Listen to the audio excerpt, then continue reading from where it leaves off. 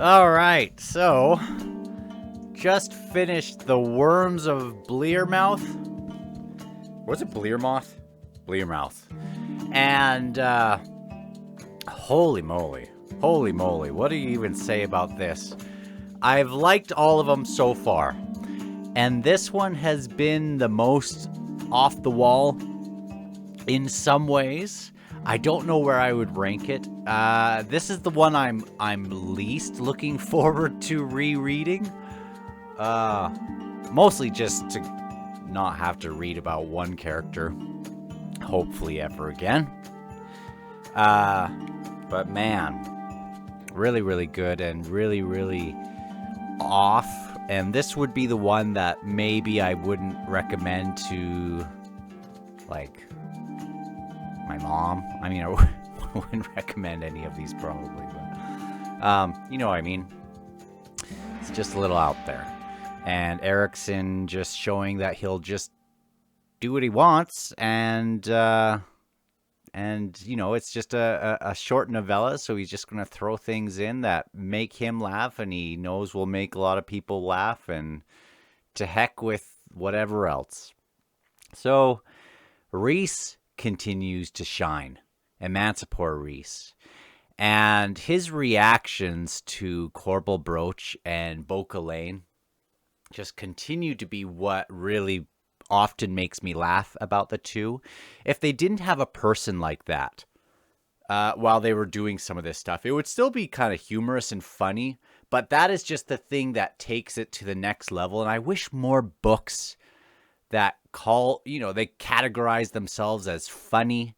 I wish more books did a good job at having the reactions to the goofiness, because it's often the reactions by someone who is just like a normal person seeing this off the wall stuff happening. That's where you start to relate and find it funny.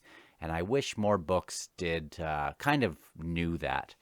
And more as I go through these short stories, more and more it feels like we are in the MALAZAN necromancer version of the Magic School Bus or something, where they have all the plot armor in the world, it seems. I mean, maybe eventually they'll meet their match. The closest I guess would be in Memories of Ice with Quickben, which is one of my favorite scenes ever in any book. That was the scene that it made me go back to what I was writing and just made me think, rethink a few things for sure after that one scene. It was just so powerful, and that was Bauchelain, how Bauchelain mostly shined in that scene, even though Quickben was amazing and everything. Anyway, that's the wine scene or whatever. Now, I think they have all the plot armor in the world, but we'll see. I've changed my mind a little bit about Korbal, Broach, and Bauchelain as we've gone through. At first, I thought Bauchelain's more this very intelligent, kind of dapper sort of guy who's he would want to do things appropriately, and even though he's a psycho. And then Korbal, Broach would be this kind of chaotic element, and he still is a little bit of that. But more and more I've changed a bit of what I think about them. And this book here was a major reason for that. More and more I think of them as two sides of the same coin regarding if a cat was playing with its food. With Korbal, Broach being the one that would want to see what happens if you pluck the nails out, or chopped a foot off, or ripped an ear off, gruesome stuff like that, but not because he was angry at the cat or malicious that way, but that he just is curious what'll happen. What sounds will it make? What will it be able to still function? And then when it dies, he's collected that data in his mind, right? More than I thought he was maybe going around just relishing in the torment of people, like in the In the second book, he takes someone's ear off because he just doesn't really think about the other person. He wasn't trying to he wasn't trying to be malicious to Gust Hub, but it's just an ear. It would be great bait, so I'm going to take it and I'm going to use it, and that's funny, really funny. So I have more that feeling. I remember once I was walking with my young or my oldest when she was just a baby, and there was this boy who had kind of mental health. He was challenged and he was like 4 or something, and he grabbed her leg, and he wasn't being mean or anything, but he just grabbed it, and it was starting to hurt my little baby, and I couldn't get his hand off. It was like a vice. And it just kind of reminds me of the same sort of thing with Bauchelain. It was just, he just would do things. And where he's doing that, you have the, Korbal Broach is more that, but then we have the Bauchelain side who just kind of, just holds him back just a little bit to, shows a little bit of, he's kind of the one that has a little bit of sense and just holds him back a little bit, but also kind of gets a little bit of a kick out of Korbal Broach and things. And more I see Korbal Broach as this kind of childlike person who just maybe doesn't truly know the consequences of what he's doing. And it's really Bauchelain who knows better, and he's just terrifying.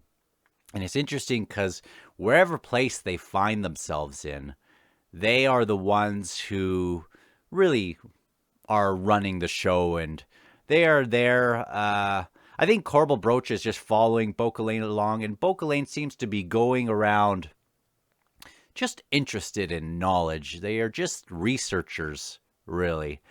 And he finds himself in this Lord Fangletooth's village, who he sees himself as this big emperor sort of figure to hundreds of people, has this scribe, and he has the vanity of an ancient Roman consul or governor or something, right? He just wants everything. He wants everything written down, but he wants everything embellished, and he can't really come up with the embellishments himself because he's not all that impressive. But he wants to be immortalized in that sort of way, and I think it's great. And this is what Bauchelain is really here for stuff like this, where just is curious about people and kind of just plays with people like he's playing with his food. And what a funny way to, it was a funny conclusion to this story. Now, Faluval's the one where I'm good if I never read about Faluval again. Holy smokes. We'll just leave it there.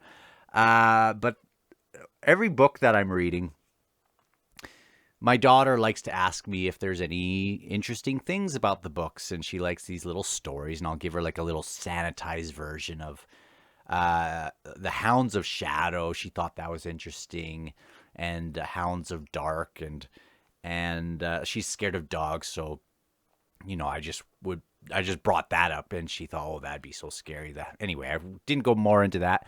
Kind of a sanitized version of Gust Hub, this guy who just has bad things always kind of happen to him.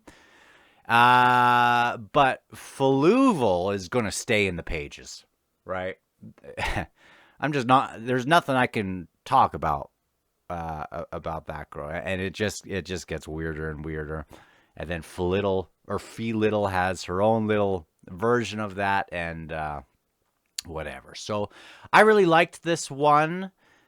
For the most part, I really liked it. It would probably it's probably the one I will maybe skip next time. Because I didn't love it. But I have loved parts of all of these books so far. So I will talk to you guys soon. What? Terry, no.